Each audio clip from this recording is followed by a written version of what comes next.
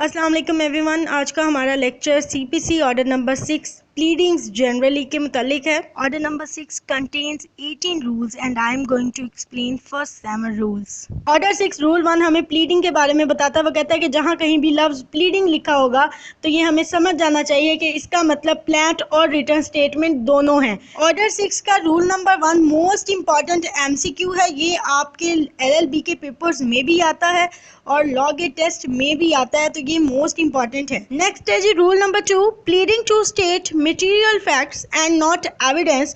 वो कहता है कि जो आपकी प्लीडिंग है, चाहे वो प्लेंट है चाहे वो रिटर्न स्टेटमेंट है, उसमें मटेरियल फैक्ट अहम हकाइक होने चाहिए, ना कि उसमें आप लोगों ने सबूत ऐड कर देने हैं जिनकी ज़रूरत ही नहीं है। एवरी प्लीडिंग, हर प्लीडिंग शैल कंटेन मुश्तमिल होगी या उसमें पाया जाता होगा, एंड कंटेन ओनली और सिर्फ पाया जाता होगा या सिर्फ और सिर्फ मुश्तमिल होगी। आ स्टेटमेंट बयान इन अ कंसाइज फॉर्म मुख्तसर सूरत में ऑफ द मटेरियल फैक्ट्स अहम हकाइक की ऑन विच जिस पर द पार्टी प्लीडिंग रिलाइज, जिस पर पार्टी की प्लीडिंग रिलाई करती होगी फॉर हिज क्लेम, उसके क्लेम को साबित करने के लिए, और डिफेंस या उसके डिफेंस को साबित करने के लिए, एज द केस में बी। रूल नंबर 2 सबसे पहले हमें प्लीडिंग की फॉर्म बताता है। जो अभी तक हमने रीड किया है उसमें हमने प्लीडिंग की फॉर्म पढ़ी है कि जो प्लीडिंग है वो किस फॉर्म में होगी। प्लीडिंग शैल कंटेन, वो मुश्तमिल होगी, एंड कंटेन ओनली, और उसे सिर्फ और सिर्फ मुश्तमिल होना चाहिए किस पे, उन हकाइक पे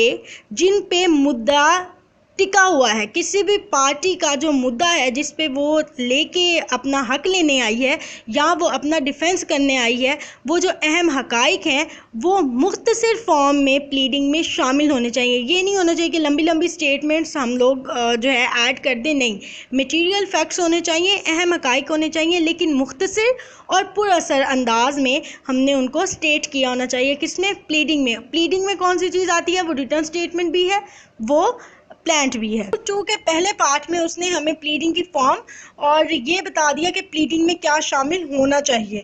अब पार्ट 2 में हमें वो ये बताता है कि प्लीडिंग में कौन सी चीज़ शामिल नहीं होनी चाहिए, लेकिन नॉट द एविडेंस, ना कि वो सबूत बाय विच जिनसे they are to be proved. They are to be proved किसके लिए यूज़ किया गया है? उसके फैक्ट्स के लिए यूज़ किया गया है, यानी कि वो सबूत जिनसे उसके मटेरियल फैक्ट्स का पता लगना था, जिनसे ये पता लगना था कि वो वाकई अपना जो मुद्दा लेके आए हैं या जो अपना डिफेंस कर रहे हैं वो सही है कि नहीं है।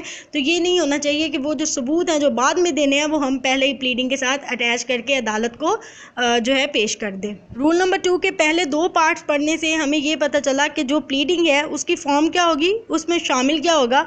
फिर हमें ये पता चला कि प्लीडिंग के साथ कौन सी चीज़ हमने अटैच नहीं करनी। अब जो उसका पार्ट 3 है वो हमें मज़ीद इंफॉर्मेशन देता है, वो हमें मज़ीद बताता है कि अगर कोई चीज़ नेसेसरी है तो हमने उसको कैसे कैसे साथ अटैच करना है, कैसे उसको फॉर्म को मॉडिफाई करना है। एंड शैल व्हेन नेसेसरी, और जब ज़रूरी होगा, बी डिवाइडेड, उसको डिवाइड किया जाना चाहिए, उसको तकसीम होना चाहिए इनटू पैराग्राफ्स। ठीक है, पैराग्राफ्स की सूरत में। ये ना हो कि आपकी जो प्लीडिंग है वो लंबी हो और आप जो है उसको एक ही फॉर्म में ले आए तो किसी को भी कुछ भी समझ नहीं आती जब तक आप उसको पैराग्राफ की शक्ल में डिवाइड नहीं करते। और वो जो पैराग्राफ हैं वो होने चाहिए नंबर्ड कंसेक्यूटिवली। ठीक है, अलग अलग से जो है उनको नंबर्स देना चाहिए जो आप पैराग्राफ बना रहे होंगे अपनी प्लीडिंग में। डेट्स, तारीखें, सम, रकम एंड नंबर्स, जो भी नंबर्स हैं, तारीखें हैं या कोई रकम है जो आपने अपनी प्लीडिंग में लिखनी है, shall be expressed in figures. ठीक है, वो हिस्सों में लिखी जाएंगी, जो 1 2 3 होते हैं वो करके लिखी जाएगी, ना कि आप लोग उसको लफ्ज़ों में लिखेंगे। रूल नंबर 2 को मैंने 3 हिस्सों में डिवाइड किया। उसकी रीज़न ये है, बेशक ये देखने में छोटा लगता है लेकिन इसमें से MCQ आते हैं। जब MCQ आते हैं तो इतने सारे रूल्स याद रखना हमारे लिए मुश्किल हो जाता है। तो जब आप उसको पार्ट्स में डिवाइड कर देते हैं तो हेडिंग दे के तो आपको आसान रह जाता है उसको याद रखना। इसी तरह इसमें से 2 MCQ बनते हैं रूल नंबर 2 में से। एक सबसे पहला तो वो प्लीडिंग की फॉर्म पूछ सकता है कि जो प्लीडिंग है वो कौन सी फॉर्म में होनी चाहिए, तो वो कंसाइज फॉर्म है। ठीक है, दूसरा वो ये पूछ सकता है कि जो प्लीडिंग है उसमें कौन सी चीज़ शामिल नहीं होनी चाहिए या उसमें कौन सी चीज़ शामिल होनी चाहिए, तो एविडेंस जो है वो उसके साथ शामिल नहीं होने चाहिए। ठीक है, और मटेरियल फैक्ट्स जो हैं वो उसको बयान करना चाहिए। एंड नेक्स्ट मे बी शायद वो पूछ ले कि जो पैराग्राफ हैं उनकी फॉर्म कौन सी होनी चाहिए, तो उनको नंबर्स फॉर्म में होना चाहिए। जब आप इसको डिवाइड करते हैं पार्ट्स में तो इसको याद रखने में आसानी हो जाती है, इसलिए फिर मैंने आपको जो करवाया है मैंने पार्ट्स में करके करवाया है। Next rule number 3, forms of pleading, या हम उर्दू में कहेंगे फार्म ऑफ प्लीडिंग, यानी कि वो फार्म जो प्लीडिंग के लिए चाहिए होते हैं उसको बयान किया गया है यहाँ। The forms form in appendix A. Appendix की जो उर्दू है वो ज़मिया है, लेकिन ज़मिया थोड़ा सा आपके लिए डिफ़िकल्ट हो जाएगा, तो आप इसको खाना ए से याद रख लें, ठीक है, इजी वे में। वैन जब एप्लीकेबल कारआमद होगा, एंड और where they are not applicable, और जहाँ पे ये कारआमद नहीं होगा, forms of the like character nearly as may be, जो इससे मिलते जुलते होंगे, shall be use for all pleadings, उनको तमाम प्लीडिंग्स के लिए इस्तेमाल किया जा सकता है। वो बताना ये जा रहा है कि अगर खाना ए ना मिले, ठीक है, फॉर्म्स का, तो जो उससे मिलते जुलते फॉर्म्स हैं वो भी प्लीडिंग्स के लिए इस्तेमाल किए जा सकते हैं। Next rule number 4, particulars to be given where necessary, वहाँ पे तफसीलात का देना या पेश करना जहाँ पे उनकी ज़रूरत हो, जहाँ पे वो ज़रूरी हो। इन ऑल केसेस, तमाम हालात में, इन विच जिसमें द पार्टी प्लीडिंग रिलायज, जिसमें पार्टी की प्लीडिंग चाहे वो रिटर्न स्टेटमेंट हो चाहे वो प्लेंट हो, रिलाई करती है यानी कि मुश्तमिल होती है ऑन पर एनी मिस रिप्रेजेंटेशन, गलत बयानी पे, फ्रॉड पे, breach of trust, wilful default और अनड्यू इन्फ्लुएंस पे, एंड और इन ऑल अदर केसेस, और दीगर सूरतों में, इन विच जिसमें पर्टिकुलर्स में भी नेसेसरी तफसीलात का बयान किया जाना ज़रूरी हो। बियॉन्ड अलावा सच एज आर एग्जाम्पलीफाइड, मिसाल के तौर पे, in the forms A four set particulars, जो इससे पहले मिसाल के तौर पे बयान किए जा चुके हैं पर्टिकुलर्स, उसके अलावा जो पर्टिकुलर्स हैं with dates and items if necessary, days और आइटम्स के साथ, यानी कि जो दूसरे लवाजमात हैं उनके साथ होना चाहिए अगर ज़रूरी हो, shall be stated in the pleading, वो प्लीडिंग में बयान किए जाएंगे। नेक्स्ट है रूल नंबर 5, फर्दर, मज़ीद एंड बेटर और बेहतर, स्टेटमेंट, बयान और पर्टिकुलर्स और तफसीलात। अ फर्दर, मज़ीद एंड बेटर स्टेटमेंट और बेहतर बयान of the nature of the claim और डिफेंस, अपने मुद्दा के हवाले से या अपने दिफा के हवाले से, और फर्दर और मज़ीद एंड बेटर और बेहतर पार्टिकुलर तफसीलात ऑफ एनी मैटर, किसी भी मामले की, स्टेटेड इन एनी प्लीडिंग, जो किसी भी प्लीडिंग में बयान की गई हो, में दिया जा सकता है। इन ऑल केसेस, तमाम हालात में, बी ऑर्डर हुक्म अपॉन सच टर्म्स, ऐसी शराइत पे, एज टू दी कोस्ट, अखराजात के मुतालिक, एंड अदरवाइज, और इसके अलावा, एज मे बी जस्ट, जो मुनसिफाना हूँ। रूल हमें ये बताता है कि तमाम मुकदमात में जब भी कोई मामला अखराजात के मुतालिक होगा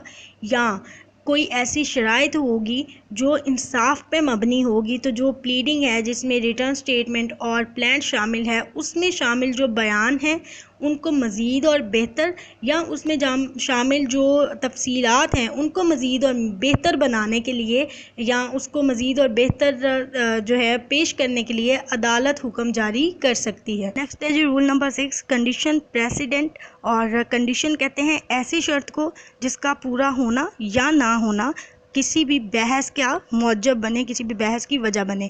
और जो प्रेसिडेंट है वो कहते हैं ऐसी मिसाल को, ऐसे जुडिशियल फैसले को जिसकी मिसाल लेके हम सेम उसी केस में अपना फ़ैसला जो है ले सकते हैं, ठीक है। इसको आप कह सकते हैं a previous decided case. Any condition, कोई शर्त, प्रेसिडेंस, मिसाल या नज़ीर, कोई शर्त नज़ीर, परफॉर्मेंस, कारकर्दगी और अक्रंस ऑफ और पाया जाना या मौजूद होना, विच इज़, जिसका इंटेंडेड मकसद हो, टू बी कंटेस्टेड, बहस किया जाना मकसद हो, शैल बी, किया जाएगा, डिस्टिंक्टिवली, ख़ास तौर पे, स्पेसिफाइड, मखसूस, इन हिज प्लीडिंग, उसकी प्लीडिंग में, बाय द प्लेंटिफ और डिफेंडेंट, चाहे वो मुद्दई की तरफ से हो या मुद्दा अलैह की तरफ से हो, एज द केस में भी, जो भी सूरत हो। नंबर 6 का पॉइंट नंबर 1, अब आप लोगों ने कहना है कि इसमें तो कोई पॉइंट है नहीं, पता नहीं कहाँ से खुद से उठा के ले आती है पॉइंट। तो पॉइंट्स इसलिए बनवाती हूँ ताकि एक तो आप लोगों को ईजी रह जाए, ठीक है, लंबी लंबी जो स्टेटमेंट्स हैं वो आप लोगों को याद करने में आसानी हो जाए, टुकड़ों में जब हम याद करते हैं तो ईजी रह जाती है। दूसरी, जब हम इसको हेडिंग्स दे लेते हैं तो ये हमें बहुत लंबे अरसे तक याद रहती है, हमें सिर्फ इसको फिर रिवाइज करने की ज़रूरत होती है, याद करने की ज़रूरत नहीं होती। नंबर 6 पॉइंट नंबर 1 हमें कहता है कि चाहे मुद्दई हो या मुद्दा अलैहान हो, कोई भी सूरत हो, उसकी जो प्लीडिंग है, ठीक है, चाहे रिटर्न स्टेटमेंट है चाहे वो प्लांट है, उसमें वो उस शर्त नज़ीर का ज़िक्र अलग से बयान करेगा जिसके वकूअ पज़ीर होने पे या ना होने पे बहस की जानी हो। सब्जेक्ट देयर टू, और इसी तरह एन अवर्मेंट का जो यहाँ पे मतलब है वो है फॉर्मल स्टेटमेंट या स्टेटमेंट, और इसके जो इसके साथ जो एन लगा है वो इसलिए लगा है क्योंकि ये वाउल है, तो वाउल के साथ हमेशा एन लगता है। एन अवर्मेंट ऑफ परफॉर्मेंस और occurrence of all condition president necessary for the case of the plaintiff or defendant shall be implied in his pleading। Rule number 6 के दूसरे पॉइंट में हमें ये बताया गया है कि जब इस तरह से लिखी जाएगी शर्त नज़ीर, तो उस शर्त नज़ीर का वकूअ पज़ीर होना ना होना, मौक़िफ़ जो भी है उस हवाले से हम समझ लेंगे। जब उसको डिस्टिंक्टिवली स्पेसिफाइड करके लिखा जाएगा तो अदालत खुद ब खुद ही उस शर्त नज़ीर का मौक़िफ़, उसकी वकूअ पज़ीर होना या ना होना समझ जाएगी। नेक्स्ट है रूल नंबर 7 डिपार्चर, और ये इंपॉर्टेंट है, लॉगेट टेस्ट में आ चुका है। डिपार्चर कहते हैं तजावुज़ करना, अपनी हद से बाहर निकलना, तो उसको हम कहते हैं डिपार्चर। नो प्लीडिंग, कोई प्लीडिंग, इसमें एक नुक्ता समझने वाला है कि जहाँ पे भी लफ्ज़ प्लीडिंग आया है वहाँ पे आपने कॉमन सेंस से ये बात खुद ही समझ आनी है कि वो रिटर्न स्टेटमेंट और प्लांट दोनों की बात की गई है। नो प्लीडिंग शैल का लफ्ज़ इस्तेमाल हुआ है, तो इसका मतलब क्या है कि ये मैंडेटरी है। एक्सेप्ट, सिवाय, by the way of amendment, सिवाय इसके कि उसमें तरमीम के ज़रिए कोई काम हो। रेस, उठाएगी। Any new ground of claim, कोई बिनाए दावा, नया बिनाए दावा। और कंटेन, शामिल होगा या मुश्तमिल होगा। एनी एलिगेशन, कोई इल्ज़ाम और फैक्ट, हकीकत का। इनकंसिस्टेंट, जो कि मुतज़ाद होगा यानी कि एक दूसरे के बरअक्स होगा। विद द प्रीवियस प्लीडिंग्स, साबका प्लीडिंग्स के साथ, of the party pleading the same. Rule number 7 departure, तजावुज़, हमें ये बताता है कि जब भी आपने अपनी प्लीडिंग में, चाहे वो रिटर्न स्टेटमेंट में है चाहे वो प्लांट में है, आपने कोई नई चीज़ ऐड करनी है, बिनाए दावा ऐड करना है, तो उसका जो तरीक़ाकार है वो है तरमीम। ठीक है, अमेंडमेंट के ज़रिए आप उसमें कोई भी चीज़ ऐड कर सकते हैं, उसके अलावा आप कोई भी चीज़ उसमें ऐड नहीं कर सकते। रूल नंबर 7 हमें कहता है कि जब आपने तरमीम करनी है अपनी प्लीडिंग में, तो ये ना हो कि जो तरमीम हुई है प्लीडिंग में वो पहले जो प्लीडिंग आप लोगों ने दी है उससे बिल्कुल ही डिफरेंट हो जाए, वो वाक़यात ही बदल जाएं। तो ऐसा नहीं होना चाहिए। वो जो तरमीम है वो मुतज़ाद नहीं होनी चाहिए पहली प्लीडिंग की, यानी कि उसके बरअक्स नहीं होनी चाहिए, बल्कि थोड़ी बहुत तरमीम होनी चाहिए, मिलते जुलते वाक़यात होने चाहिए। ये था आज का हमारा lecture, order number 6 from rule number 1 to rule number 7, and उम्मीद है आप लोगों को समझ आई होगी।